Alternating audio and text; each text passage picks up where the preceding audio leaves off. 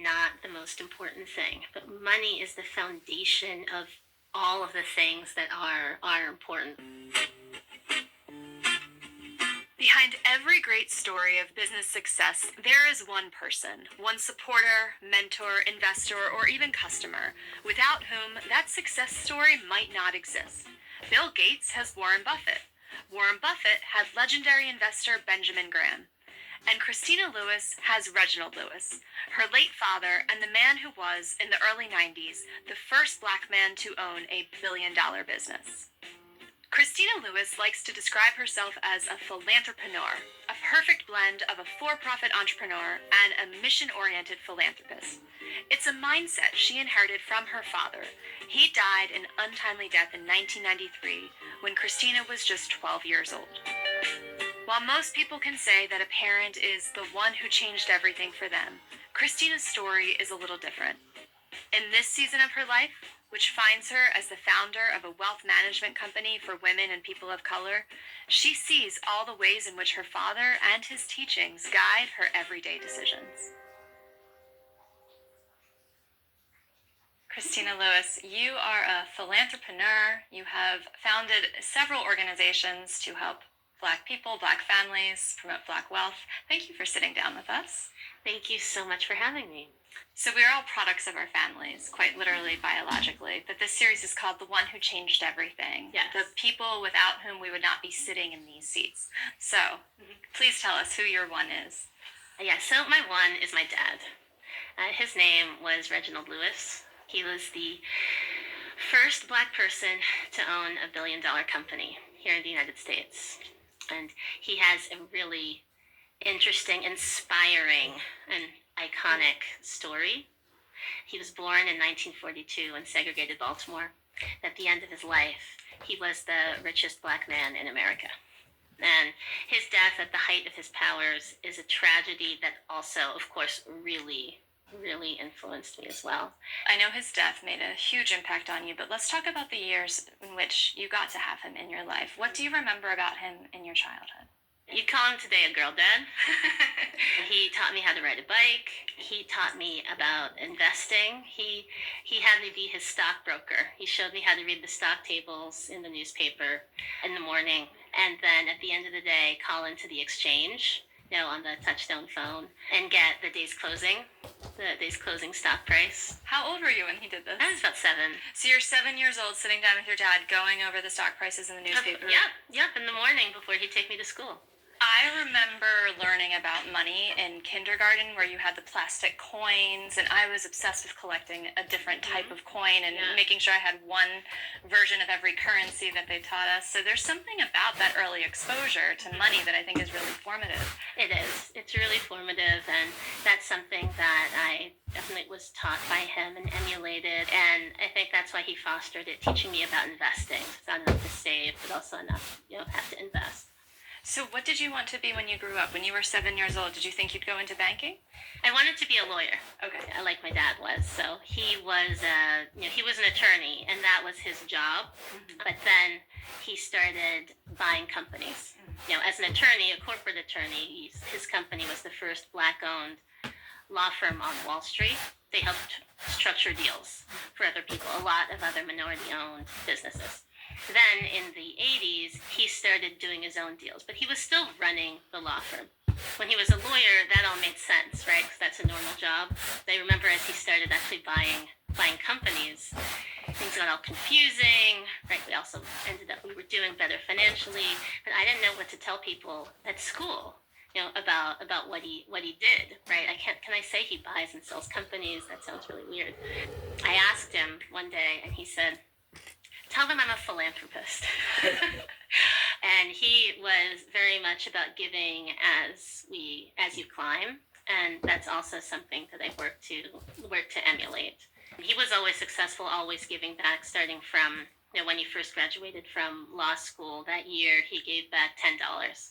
Then going through, he just started giving more and more, giving to schools, giving to libraries, and I think in all of those things, I wanted to emulate that also. So, long story short, I wanted to be a lawyer, and then I just wanted to go work for him. But then and he passes, and you are how old when he dies? So I was 12 when Dad died.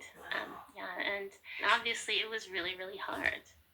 It's really, really hard, and it complicated for me the life I wanted to have in business, and also my inheritance.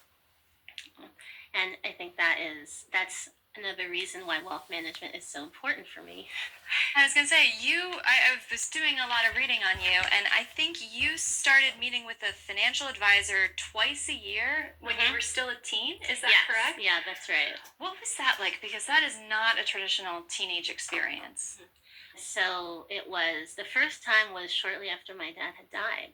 So just a few weeks after, so I was 13. The money manager sat me down. He had this book, and he asked me if I knew what a stock was. Now, I think he was thrilled to see that I actually did. He walked me through the whole thing, and he walked me through asset allocation and stocks and bonds. And at the end, we've agreed that he will invest in Disney and the Limited. I've been shocked to learn that the Limited didn't just own the Limited, it owned Banana Republic, I think, and Express. And this is how I first got into investing stocks. Based off of the companies that you were probably interested in as a 13-year-old. Yeah. And now, today, having spent more time in this, that is the natural way to get children involved in the stock market. You focus on something that they know. And that's actually something I did with my own children. They're various ages. They're 12, 9, and 4. So with my older two, I bought them a stock certificate. You can buy the stock, and you have a paper certificate so you can put on the wall so the kids can see it. My son also has this app that allow him to invest. Okay. So we met recently to look at his portfolio because he bought Tesla in the dip. So it's gone up a lot, and he's thinking about rebalancing. And so I actually took with him one of my investment outlook statements from one of my wealth manager meetings, and we went in front of it, and it was about the Magnificent Seven, NVIDIA and the tech stocks that have all gone up. So I explained it to him, and so he made a decision about how to rebalance. We're going to sell half of Tesla and put it into another one of the Magnificent Seven. Wow, you're really paying your dad's legacy forward. I guess just talking about it now, I'm like, oh wow, we really are like father, like daughter. doing a lot with it, and his grandson. Before your dad died, you wanted to be a lawyer. Mm-hmm. How did you find your path in your 20s? Did you feel lost at all in those years? I did feel lost in those years, though at the time, I would have said I knew exactly what I was doing, which was I was going to get great grades so I could go to a great school, so that I could get a great job, and everyone would be proud of me. That basically was the plan. What kind of great job, I didn't know. It just needed to be impressive. What school, what college, well, the one that my dad or parents would make them most happy. I ended up, though, finding a real passion in journalism. I was a business reporter, and I loved, again, I already knew about investing and companies, and so I ended up covering real estate and writing about homes, design, also writing about families, the entrepreneurs and business people, and families that owned a lot of land and were developing real estate here in the city, but around the country. That took me back to this theme that really is the theme that inspires me so much, which is about wealth and families, and how people structure it. So even as I was writing all these articles, I'd found this zone that related to all these things that were important for my life, how you raise children with wealth. After doing that for a while, which I loved, and I made so many great friends, I realized that I didn't want to just observe and write about the world. I had all these ideas. Things that I felt should exist. So I think just my natural inclination, what I inherited from my dad, which is this desire to drive change, vision, and creating things, kind of spurred me to look beyond just writing about things, but actually do them. So I ended up starting my first organization, which was a nonprofit. It's called All Star Code. It is a computer science education nonprofit that teaches coding to men of color.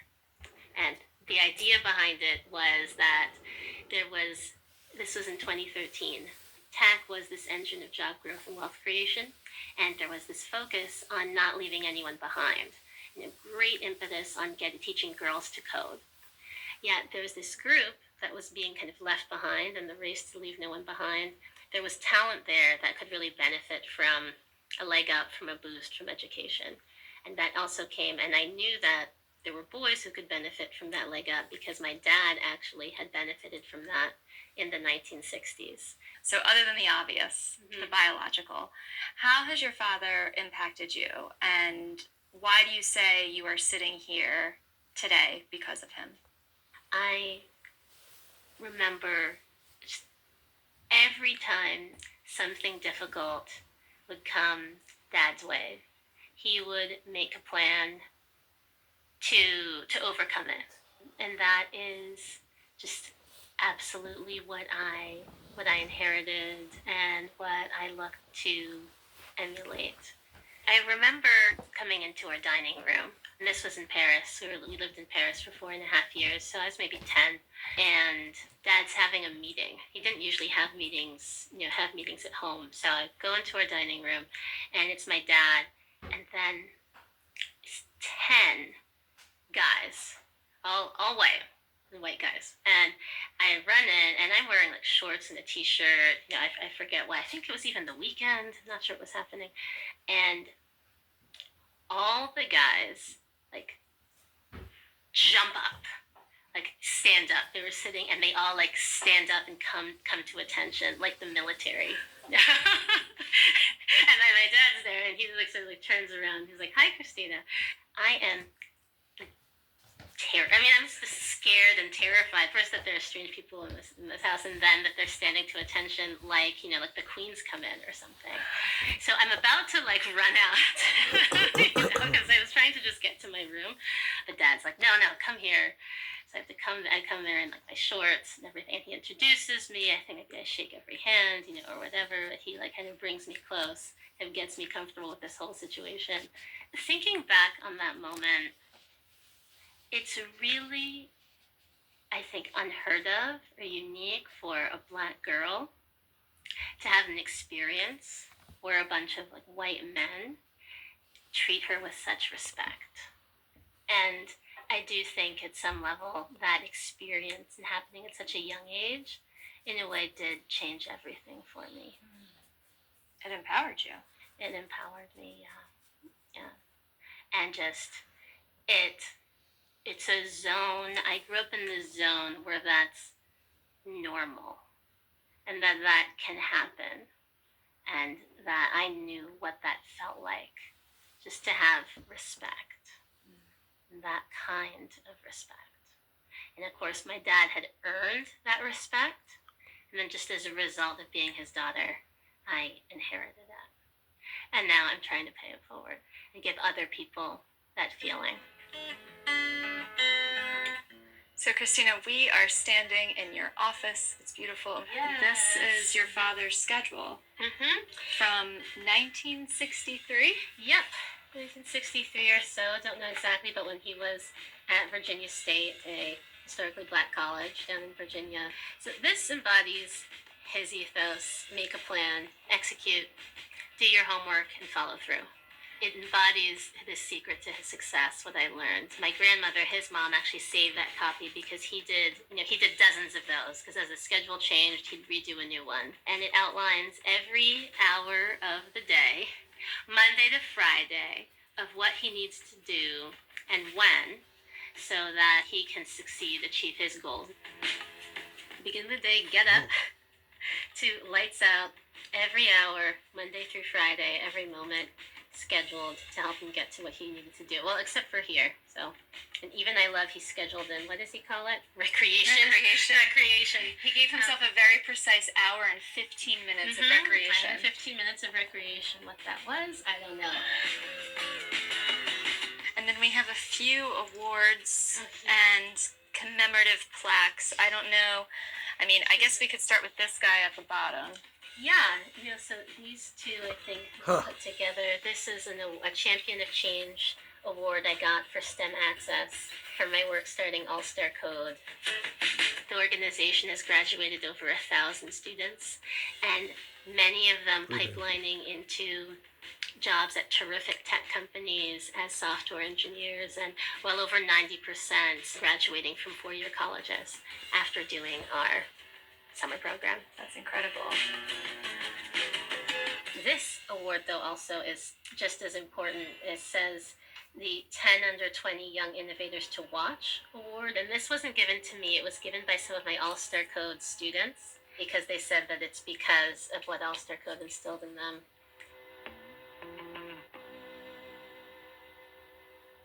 What is your new company called? My new company is called Beatrice Advisors. It's an independent, woman and minority-owned multifamily office. Its mission is simple. It's to deliver high-quality financial services to this new generation of wealth. What gave you the idea to start this? Well, I've been a client of wealth management firms for 30 years now, and over the course of time, I found a particular model that I think really works for me as a woman, as a Black and Asian person who didn't come from a tradition of multi-generational wealth, and I think it's time to share it with others. Do you think the traditional financial services industry is not serving women and people of color as effectively as it could have? I think wealth management needs modernizing. So that's what we're trying to do. We're modernizing wealth management. The company is tech-enabled, and it's focused on empowering clients, not just handing them financial documents to check some boxes and then go off on their day. But we want to really empower our clients to be able to take ownership over their own finances and deliver value to them as far as returns, and also as far as helping them meet their goals. How are you finding clients? Have you been operating in stealth for a little while and this is your big unveiling? We have been operating in stealth. I've been working on this business for over 2 years now, and we've got a pilot group of clients. We have an amount of discretionary capital to manage. This will be managing my money, my assets, doing all of my planning, and opening it up to others. We're ready. It's the biggest thing I've ever done. It's the biggest thing you've ever done. The biggest, most important thing, most impactful thing I have done and will ever do. What makes you say that? Money on its own is not the most important thing, but money is the foundation of all of the things that are important. All the things that we want, today you have to pay for with money. Yeah, they say it can't buy you love, but everything else is money. So the way that it's invested and the way that it's managed is the foundation, I believe, for a healthy, successful life. That's what I found for me and for my family. You talked about the stock lessons that your dad gave you when you were 7. Did he ever sit you down and give you business lessons that you use today? I mean, starting a new company is not easy. Do you ever look back to conversations with him or even just the model that he gave in order to navigate the challenges of starting up? Dad was from another era, and he had a different way of doing things. He was a 1980s finance guy. It was a cutthroat time, on Wall Street. So there are some things he did that I've had to learn. I think you can be successful and not necessarily do it that way. And I was having this joke with a friend of mine. One of the big things in the book is set your terms up front. It actually came from my grandmother, his mother. And it's about negotiating, setting your terms up front. And something? I don't really do that.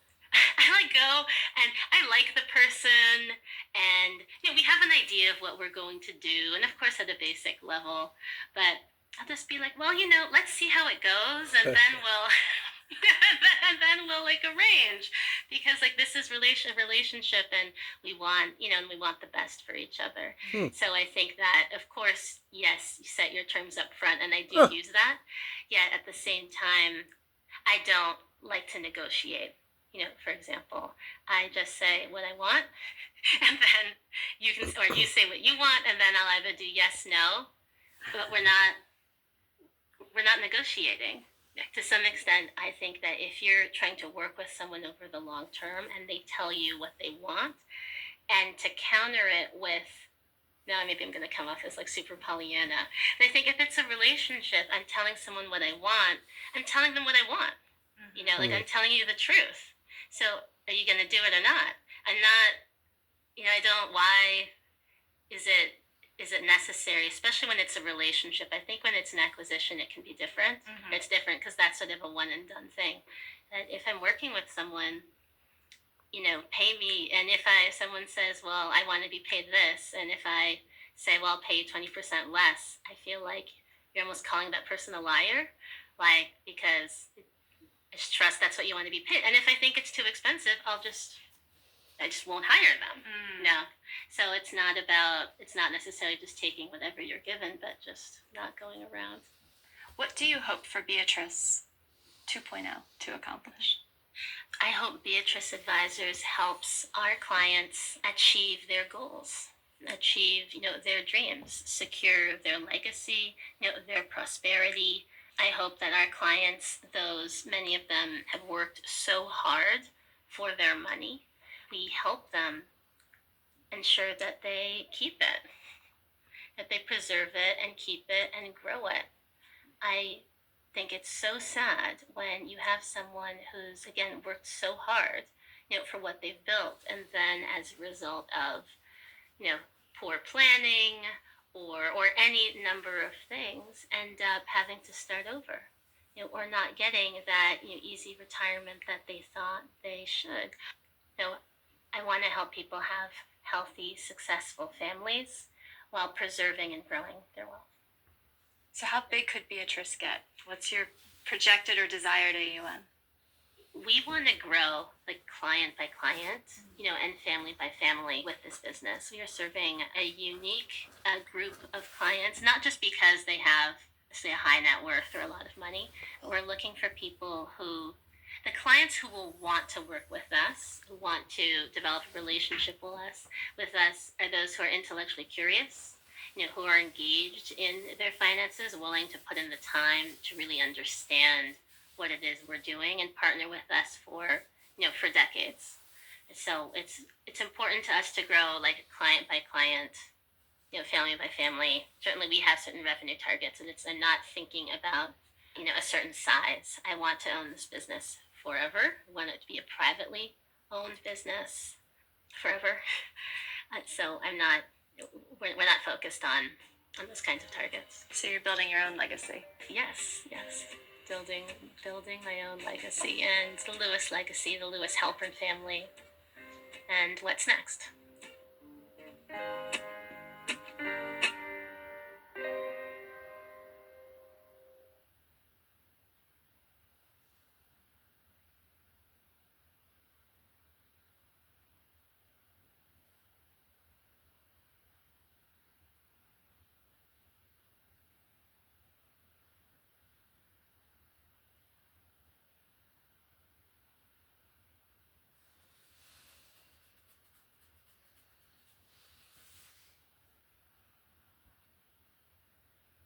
Three black billionaires featured on Forbes' World's Billionaires list are worth a combined $96 billion. Aliko Dangote, the founder and CEO of Dangote Group, the largest conglomerate in West Africa, ranks as the 83rd richest person and the richest black person on the planet. He's worth an estimated $23.9 billion, up from $13.4 billion on last year's list, after nearly doubling his fortune with the opening of Africa's largest oil and gas refinery. Dangote is the richest black billionaire, but he isn't the only one.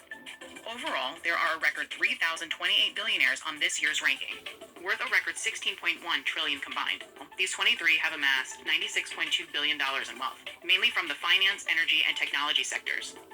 David Stewart, an American IT entrepreneur, is the second richest, worth an estimated $11.4 billion. Private equity billionaire Robert F. Smith is the third wealthiest black billionaire, with an estimated net worth of $10.8 billion. Palantir Technologies co-founder and CEO Alexander Karp has an estimated net worth of $8.4 billion, and Nigerian businessman Mike Adenuga, with an estimated net worth of $6.8 billion, round out the top five. Sheila Johnson, the co-founder of BET, is a new black billionaire this year, as is Ireo Tabuto, the founder of a biotech firm focused on brain disorders. NBA sixth man Junior Bridgman was also poised to debut. Bridgman amassed an estimated net worth of $1.4 billion before his untimely death in March. He would have joined 4 other black athletes on the list who became billionaires: Michael Jordan, Magic Johnson, LeBron James, and Tiger Woods.